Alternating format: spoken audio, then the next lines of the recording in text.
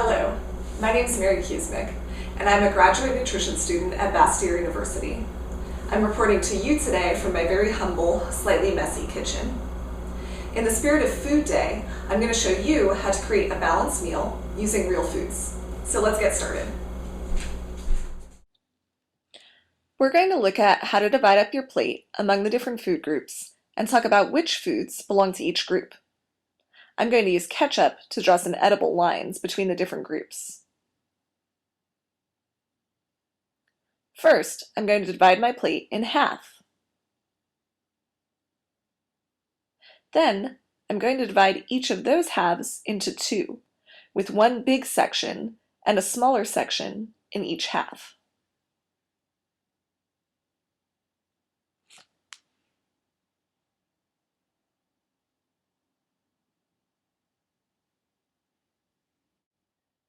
We'll fill this first big section with vegetables.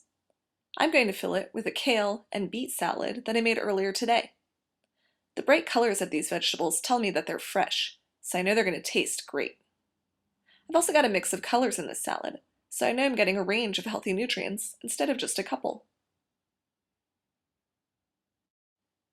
I'm going to fill this smaller section with fruits. Because it's summertime and I live in the Pacific Northwest, I've got some wonderful ripe stone fruits, plums.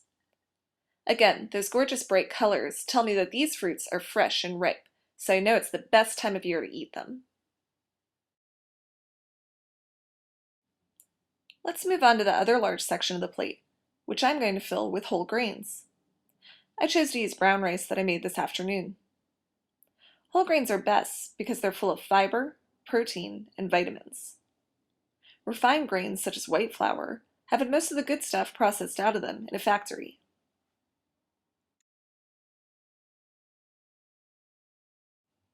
Other whole grain choices include products made from whole wheat, quinoa, spelt, barley, corn, and teff.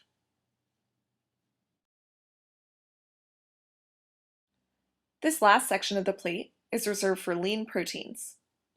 I'm choosing to use a vegetarian protein, beans. This is a garbanzo bean salad.